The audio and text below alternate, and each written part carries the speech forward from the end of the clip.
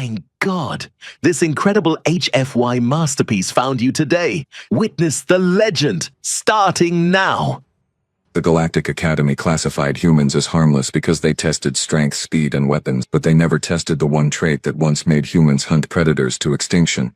I have been working at the Galactic Academy of Species classification for 73 cycles now, and I thought I had seen every flavor of bureaucratic incompetence the universe had to offer. Turns out I was wrong. Catastrophically, hilariously, pants-wettingly wrong. The ceremony hall gleamed with that particular shade of pretentious that only government buildings can achieve. You know the type. Too much marble, not enough common sense. The great certification ceremony was in full swing, and Administrator Quilvin stood at the podium looking like he had just discovered the secret to eternal wisdom, when really he had just discovered how to make his head tendrils look fuller for the cameras. And now, Quilvin announced, his voice dripping with self-satisfaction that could probably be bottled and sold as a sedative, we present the certification for Species Classification Code 7739. Origin Planet Earth. Common designation humans. The human in question, one Jack Reeves, stood on the platform looking about as threatening as a half-deflated balloon. Average height for his species, which meant he was shorter than most of us. Lean build. No visible natural weapons, no armor plating, no venomous glands, no psychic abilities, nothing. The guy looked like evolution had built him from spare parts and forgotten to add the dangerous bits. Quilvin continued his speech, reading from the official assessment datapad with the kind of confidence that makes you want to slap someone. After extensive testing, psychological evaluation, physical assessment, and cultural analysis, the Academy has determined that humans fall into Category 5, non-threatening, suitable for general interaction, commercial partnership, and unrestricted travel throughout Galactic Council space. Category 5, non-threatening. Let me explain something about our classification system, because this becomes important later when everything goes sideways. The Galactic Academy uses a 7-tier threat assessment scale. Category 1 is reserved for species like the Vrexian hive, who could probably crack a planet in half if they skipped breakfast and woke up cranky. Category 7 is for species like the Fluffarian cloud floaters, who literally cannot conceive of violence because their language does not have words for conflict. Category 5 means harmless, friendly, about as dangerous as a strongly worded letter. The other Academy officials nodded along, their various appendages bobbing in agreement. Director Helmath, whose species prided itself on never making mistakes, which is hilarious considering their mistake rate, actually applauded. An exemplary assessment. Quilvin. The human species shows remarkable cooperation, minimal aggression markers, and a delightful tendency toward negotiation over confrontation. I watched Jack Reeves accept his certification plaque with a polite smile. He thanked Quilvin. He shook appendages with the officials. He posed for the ceremonial photographs. He was so unremarkably pleasant that I almost felt bad for him. What I did not feel bad about was the spectacular disaster waiting to happen, because I had read the fine print in the assessment reports. You know, the parts that bureaucrats skip because reading is hard and thinking is harder. The parts that mentioned things like endurance capabilities, stress response patterns, and historical records of something called persistence hunting. Whatever that meant. But no, Quilvin and his band of certified geniuses had looked at the humans, seen their lack of claws and fangs, and decided they knew everything. They had administered their standard tests: reaction time, average, strength relative to body mass, unremarkable, venom production, 0, energy projection abilities, none detected, case closed, species classified. Time to congratulate ourselves and move on to lunch. Jack Reeves stood there with his Category 5 certification, and I swear there was something in his eyes. Not malice, not aggression, just this weird little glint that suggested he found the whole thing amusing.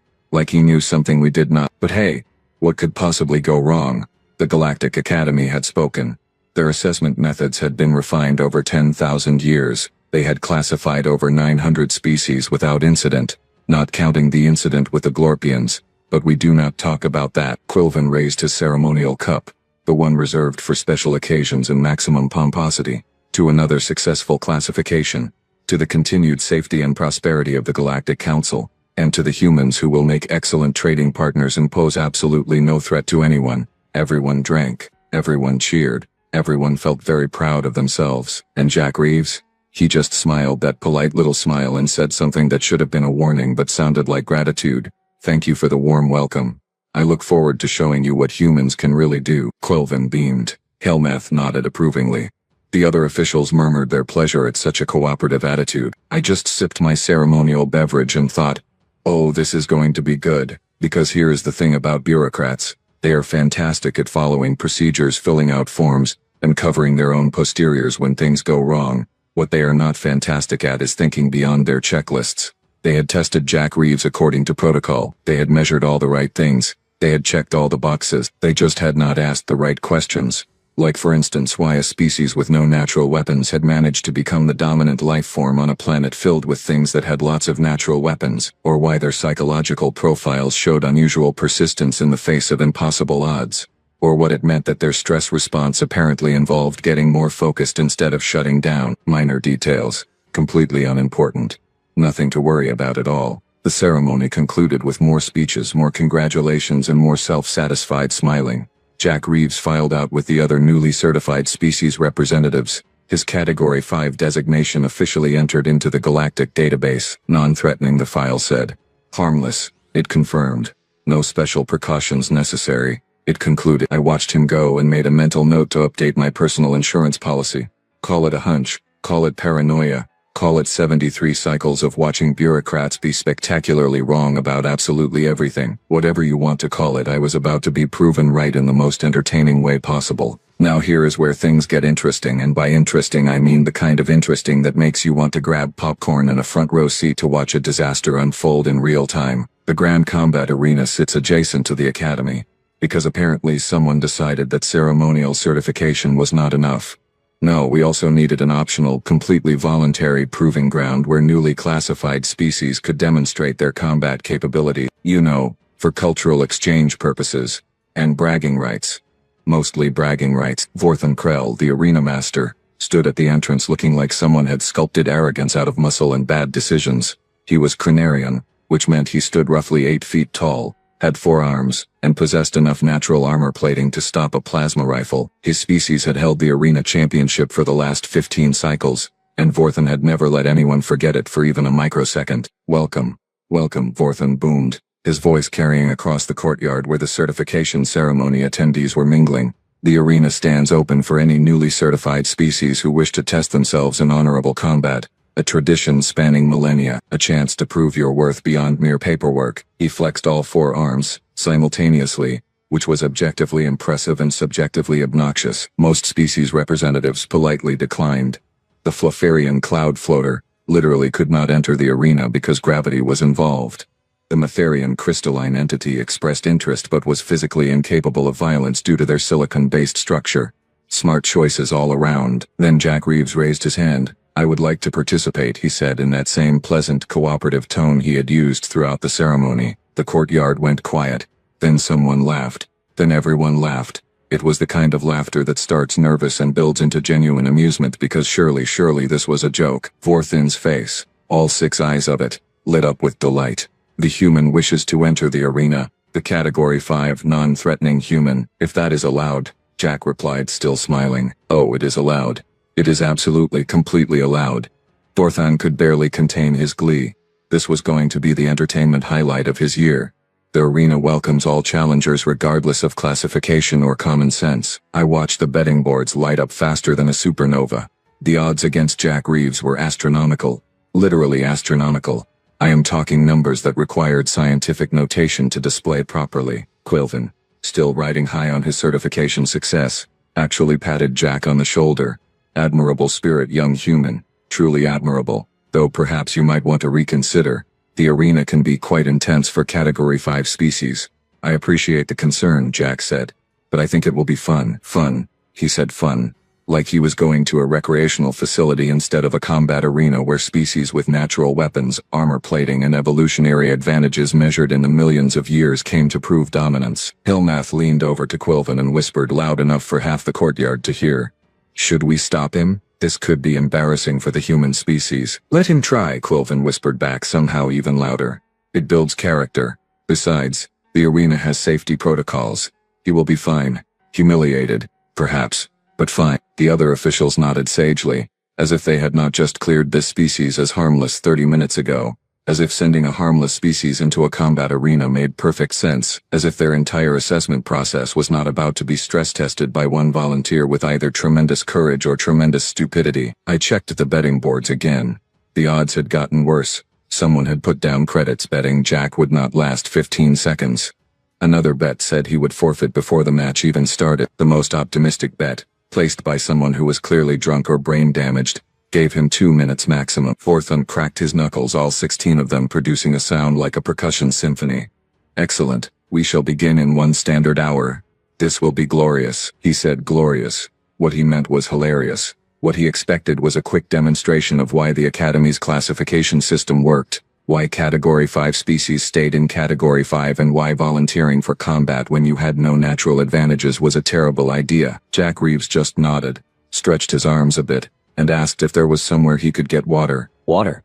The guy was about to walk into an arena against species that evolution had specifically designed for combat, and he was worried about hydration. The crowd dispersed, chattering excitedly about the upcoming entertainment. Credits changed hands as more bets were placed. Quilvin and the other officials headed to the viewing boxes, already composing the sympathetic speech they would give after Jack's inevitable immediate defeat. Vorthon strutted toward the arena preparation chambers, probably practicing his victory poses, and Jack Reeves.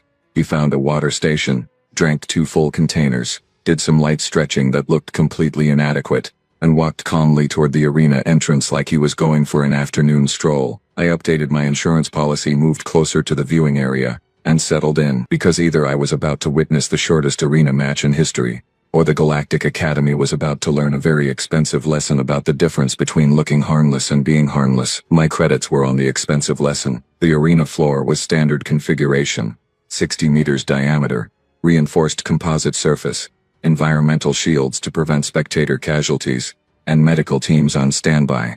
You know, the usual setup for when things go wrong, which they frequently did. Vorthon stood in the center, all 4 arms raised for dramatic effect. For our challenger's first match, we have selected 3 opponents from our beginner training program. This is standard protocol for Category 5 species. 3 opponents shuffled onto the arena floor, and I had to hand it to Vorthon. He had picked the absolute bottom of the barrel. There was a young Skelthian, barely past adolescence, with 2 functional arms and mandibles that had not finished hardening. Next came a Plorithian whose species was known more for accounting skills than combat prowess.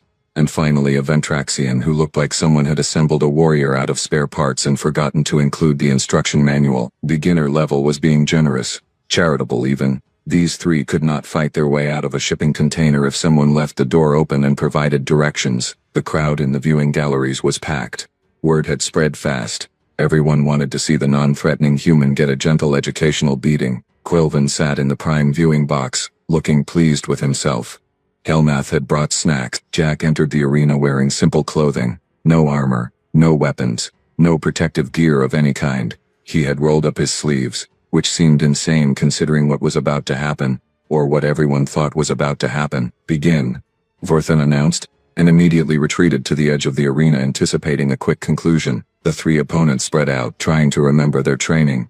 The Skelthian circled left, the Plorithian circled right. The Ventraxian stood in the middle, looking confused about the whole situation. Jack did not move. He just stood there watching all 3, his head turning slightly to track their positions. Not panicking, not charging, just watching. The Skelthian struck first, lunging forward with a textbook attack pattern that every first-year trainee learned. Predictable, telegraphed, safe. Jack stepped sideways, not dramatically, not with a combat roll or flourish. He just stepped.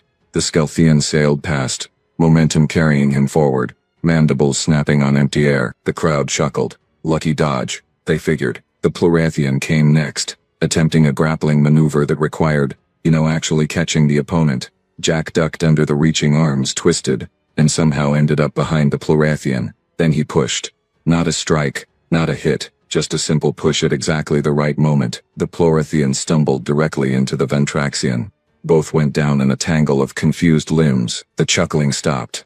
That was not luck. That was timing. The Skelthian recovered and charged again, this time with both arms extended. Jack did something I had never seen in arena combat before. He ran toward the Skelthian, which seemed suicidal, then dropped and slid across the smooth arena floor like he was hydroplaning. The Skelthian's arms passed over him, grabbing nothing, and Jack's feet caught the Skelthian's legs mid-slide. Down went opponent number 1. Hard. What just happened? Someone in the crowd asked. He is toying with them. Another voice responded, uncertain. The Plorathian and Ventraxian untangled themselves and attacked together, which showed more coordination than either had demonstrated during training. Jack backpedaled, letting them advance, his eyes constantly moving between both opponents and the recovering Skelthian behind him. Here is what I noticed. What everyone was starting to notice. Jack was not faster than his opponents. He was not stronger. He had no reach advantage. What he had was timing, positioning, an almost disturbing ability to be exactly where attacks were not. The Ventraxian swung a wild punch. Jack leaned back just enough for the fist to pass harmlessly by. The Plorathian tried a leg sweep. Jack hopped over it, landed and used the Plorathian's extended leg as a springboard to vault away from the Skelthian's renewed assault. 3 opponents, 0 hits landed, and Jack was not even breathing hard. In the viewing box, Quilvin's self-satisfied expression had developed cracks. His physical assessment showed average reaction time. Perhaps the equipment malfunctioned, Helmath suggested, setting down his snacks. Down on the arena floor, the 3 opponents were starting to look tired. Not injured, not defeated, just tired from constantly missing. The Skelthian charged again, putting everything into a full-force tackle. Jack sidestepped, grabbed one of the Skelthian's arms as it passed, and used the creature's own momentum to redirect him straight into the arena wall. Not hard enough to cause injury, but hard enough to make a point. The crowd had gone from laughter to confused murmuring. This was not how Category 5 species behaved. They either fled, surrendered immediately, or got pummeled within seconds. Is why they God did not gave systematically humans such dismantle an 3 unbreakable opponents through will. nothing but No movement and force timing. in the galaxy Plorathian, can hold us breathing back. heavily now, made one last desperate attempt at a grab.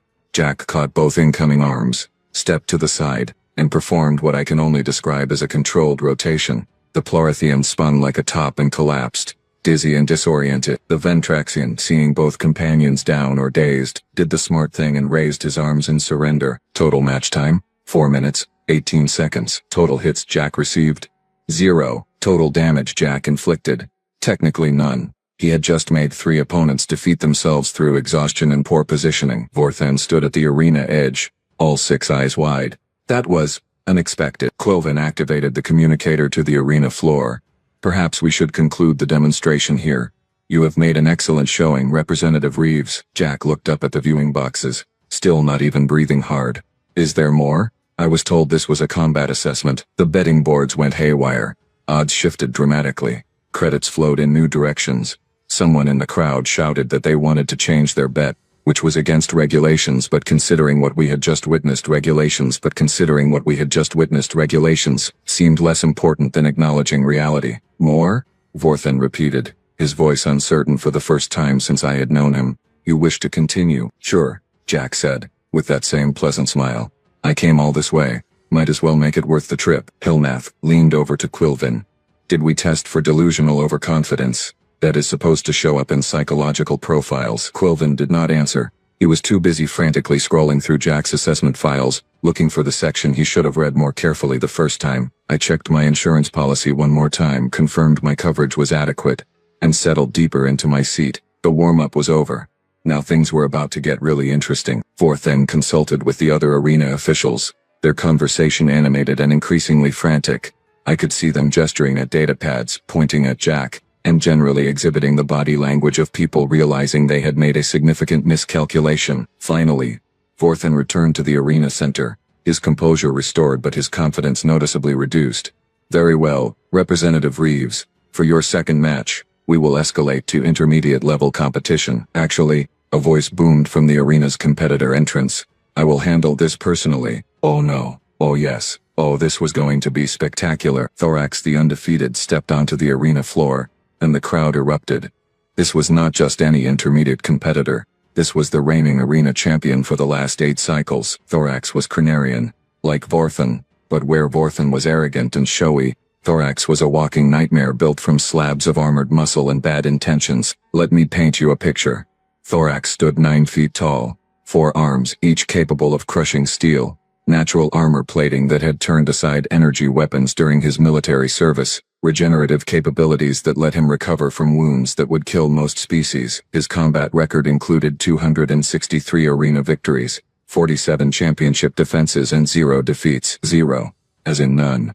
As in undefeated was not just a nickname, it was a factual statement. The crowd chanted his name. Thorax. Thorax. Thorax. Jack looked up at the champion, tilted his head slightly, and his expression remained exactly the same. Pleasant. Calm. Maybe slightly curious. In the viewing boxes, Quilvin had gone pale, which for his species involved a color shift toward ultraviolet. This is not protocol. Champions do not fight Category 5 species. Someone stop this. Stop it, Hal. Hillmouth asked, his snacks forgotten. Thorax volunteered. Arena rules permit any registered competitor to issue challenge, and the human accepted. The human does not understand what he accepted, Quilvin protested. Down in the arena, Thorax performed his traditional pre-match ritual, which involved flexing all 4 arms, roaring at the ceiling, and punching the ground hard enough to crack the reinforced composite. Intimidation tactics, standard procedure, extremely effective against most opponents. Jack used the time to drink more water. Your assessment files, Thorax rumbled, his voice like grinding stones. List you as non-threatening, Category 5. Harmless. That does seem to be the official determination, Jack agreed. I will demonstrate why these classifications exist, Thorax continued. Nothing personal, simply educational. I appreciate the lesson, Jack said. He sounded genuine. That made it worse somehow. The betting boards had stopped accepting wagers. Too much volatility. Too many people trying to change their positions. The odds against Jack had improved slightly after the warm-up match, but were still catastrophically bad. Nobody, and I mean nobody, gave him a chance against Thorax, except maybe Jack himself, who seemed utterly unbothered by the 9-foot wall of armored death standing across from him. Begin, Thor then announced, and immediately retreated much further back than he had for the first match. Thorax did not circle, did not probe, did not test. He simply charged, all 4 arms extended, moving with speed that should have been impossible for something his size. Jack ran, not away, perpendicular. He sprinted toward the arena wall like he had completely lost his mind. Thorax adjusted course, following, closing the distance with shocking speed. The gap narrowed. 10 meters, 5 meters, 3 meters. Jack hit the wall and did something that made the entire crowd gasp. He ran up it. Literally ran up the vertical surface for 3 full steps before gravity remembered it existed, and he launched himself backward, sailing over Thorax's head. The champion skidded to a stop, turned, and found Jack landing in a roll 20 meters away. What in the 7 systems was that? Someone shouted from the crowd. Did he just run on a wall? Another voice asked. Check the gravity settings. A third demanded. That should not be possible. Gravity settings were normal. Jack had just used momentum and leg strength to briefly defy physics in a way that was technically possible but practically insane. Thorax charged again. This time Jack did not run.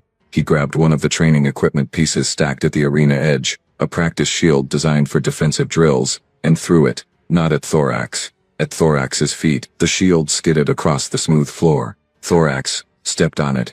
His armored foot found no traction. He went down like a collapsing building, all 9 feet and probably half a ton of him, hitting the arena floor with a crash that vibrated through the viewing galleries. The crowd went silent. Thorax the undefeated had just been grounded by a piece of training equipment in basic physics. Non-threatening, someone in the crowd said, voice dripping with sarcasm. Absolutely harmless. Laughter rippled through the galleries. Nervous laughter, but laughter nonetheless. In the viewing box, Quilvin was frantically swiping through files. Where is the section on improvisational tactics? Where is the assessment of environmental exploitation? Did anyone test for creative problem solving under pressure? That is not standard in the Category 5 evaluation protocol.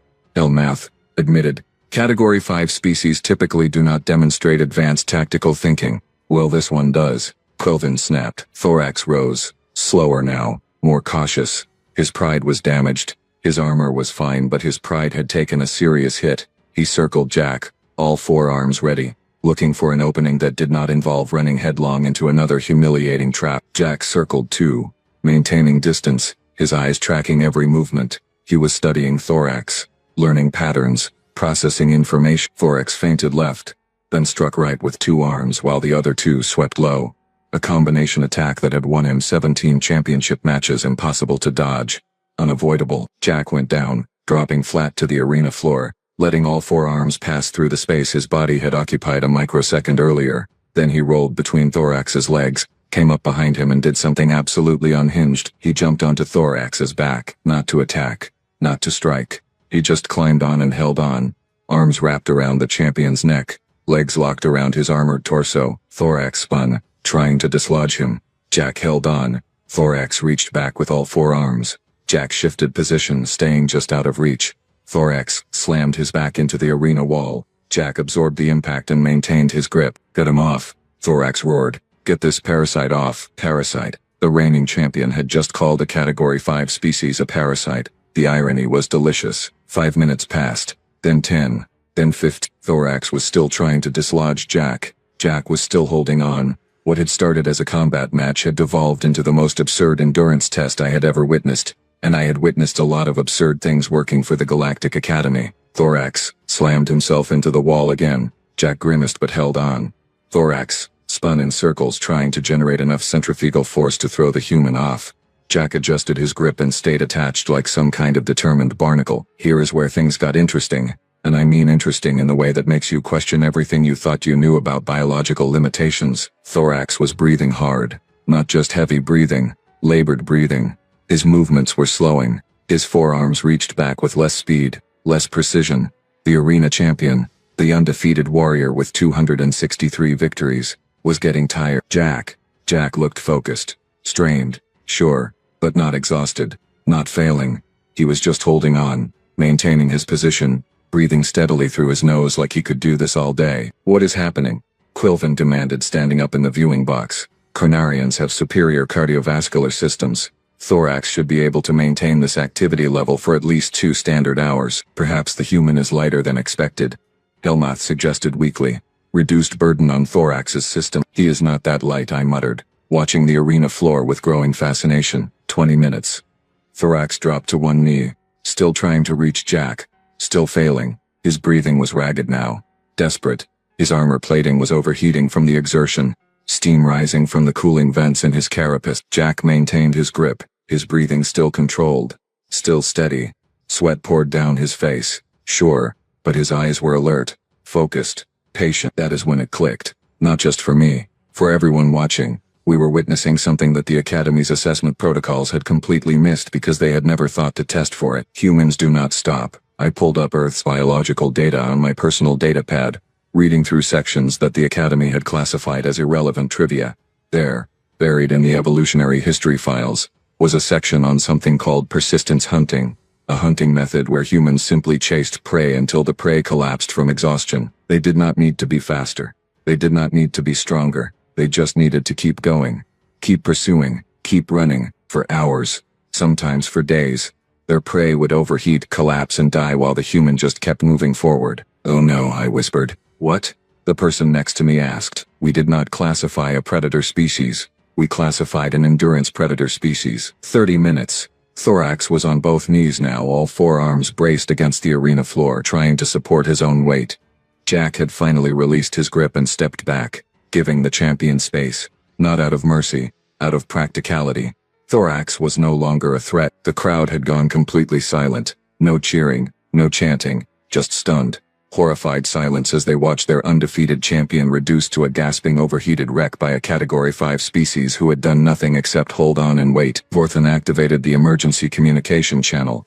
Medical team to the arena floor. Competitor assistance required. Which competitor? The medical coordinator asked. Thorax, Vorthan said quietly. The viewing galleries erupted, not in cheers, in confusion, disbelief, and rapidly spreading panic.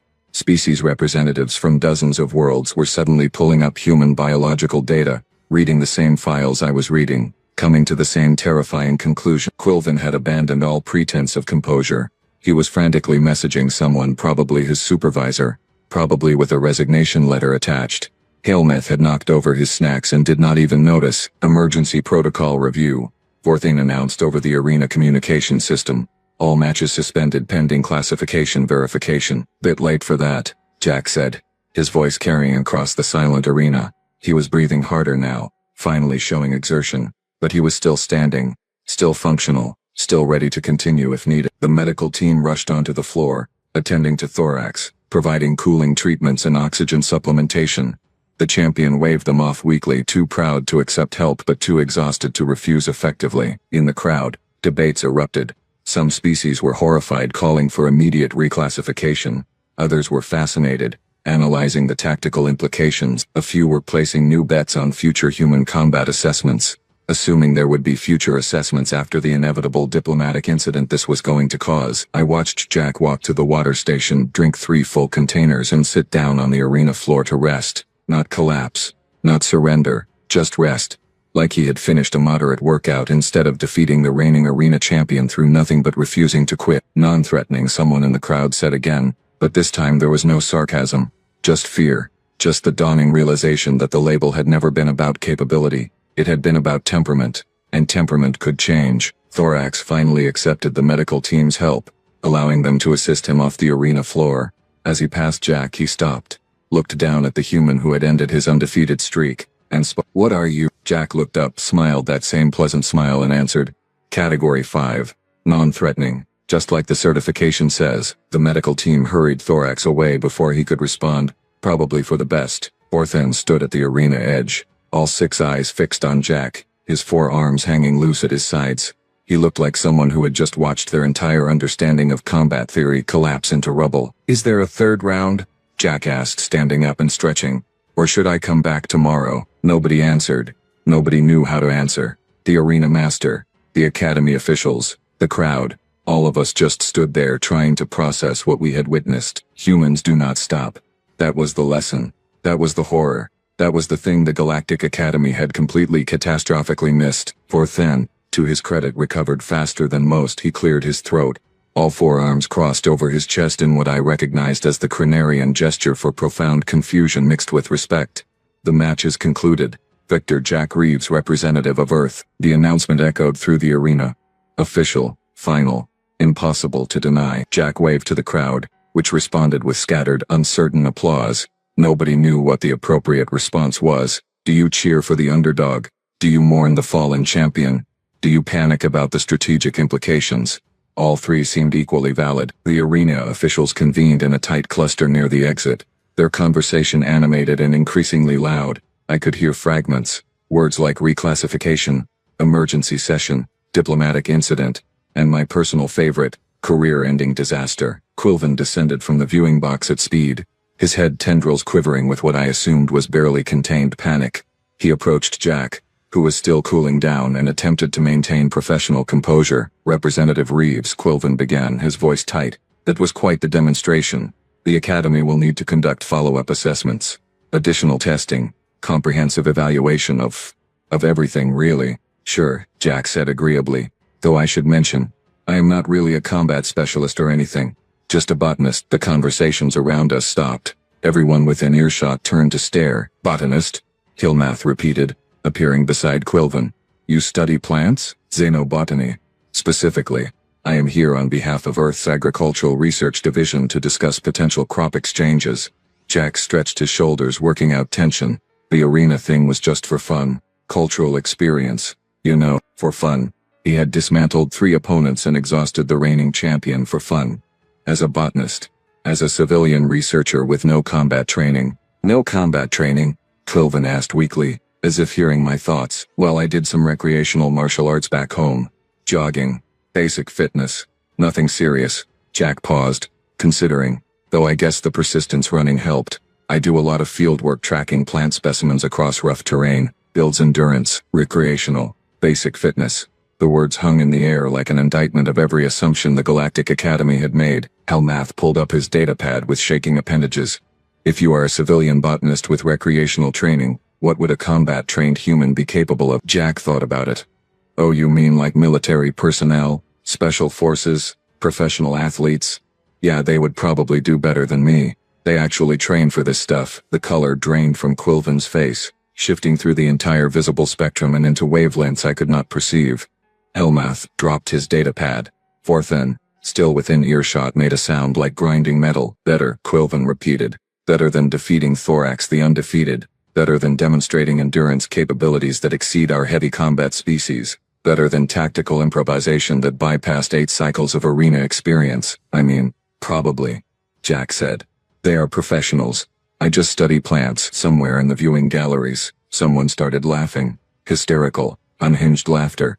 Others joined, not because it was funny, because the alternative was screaming. The implications cascaded through the assembled species representatives like a shockwave. If a botanist could do this, what could their soldiers do? their special operations teams, their champion athletes. What had the Galactic Council just invited into their space with unrestricted travel clearance? Quilvin turned to his fellow Academy officials. Emergency reclassification hearing. Immediately, contact the Council. Suspend all human travel authorizations pending review. On what grounds? One official asked. He followed all rules, participated legally, defeated opponents fairly, on the grounds that our entire assessment methodology is apparently useless. Quilvin snapped, composure completely abandoned. Jack finished his water, picked up his certification plaque that he had left at the arena edge, and examined it. So, does this mean I need to return the Category 5 certification? Because the plaque is actually really nice. Good craftsmanship. Nobody answered. They were too busy frantically sending messages, requesting emergency sessions and generally trying to contain a diplomatic situation that had already spiraled beyond containment. I approached Jack, because someone had to ask the obvious question. Did you know this would happen? Did you plan this? He looked at me, genuinely surprised. Plan what? I just wanted to try the arena. Earth has combat sports. Seemed like similar cultural tradition. Was I not supposed to win? Not supposed to win. Like winning was an accidental byproduct of participation rather than the entire point.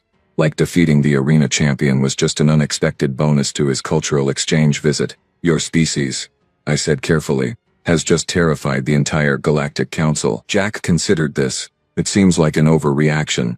I am just one person, and I am not even threatening. The certification says so. He held up his Category 5 plaque as evidence, and I swear the irony was so thick you could build structures with it. Around us, the arena was emptying rapidly. Species representatives hurrying to contact their homeworlds. Officials scrambling to manage the crisis. Betting boards still processing the financial chaos. And in the middle of it all stood Jack Reeves, botanist, Category 5, non-threatening, holding his certification plaque and looking slightly confused about why everyone was so upset. Thorax limped back onto the arena floor, recovered enough to stand but still clearly exhausted. He approached Jack, extended one of his forearms, and spoke with something approaching respect. Welcome to the Galactic Council, human. May your species bring interesting times. Interesting times. That was one way to put it. Catastrophically unpredictable was another. Pants-wettingly terrifying was a third option. Jack shook Thorax's hand, smiled, and said thank you. And somewhere, in some bureaucratic office, someone was updating the human species file from Category 5 to something much, much higher. The emergency council session convened 6 hours later. Representatives from 47 member species crammed into the chamber, all demanding answers, all pointing fingers, all very carefully not pointing those fingers at the humans because nobody wanted to provoke them. The vote was unanimous. Humans, reclassified to Category 1, maximum threat level, restricted travel pending diplomatic protocols, military capabilities assessment required before any further integration, from Category 5 to Category 1 in a single afternoon. That had to be some kind of record for bureaucratic failure. I watched the proceedings from the gallery, sipping my beverage, enjoying the schadenfreude. Quilvin had already submitted his resignation. Hillmath was facing an inquiry. The entire assessment department was being restructured. Meanwhile, Jack Reeves was probably back at his quarters reviewing xenobotany research, completely unaware that he had triggered the largest diplomatic crisis in council history. Or maybe he knew. Maybe he had planned it. Maybe humans were exactly that clever, that dangerous, that good at looking harmless while being anything but. Either way, the Galactic Council had learned an expensive lesson. Never, ever judge a species by their lack of claws, especially if that species does not need claws, because they have something worse. They have endurance, and patience, and the terrifying ability to just keep going. Category 5, non-threatening. Sure, absolutely. Whatever helps you sleep at night. This is what the Galactic Academy learned too late. Real danger isn't always strength or weapons. Sometimes it's patience, endurance, and the refusal to stop. God brought you here for a reason. If you believe in the power of the human spirit, hit subscribe. Join the golden age. See you among the stars.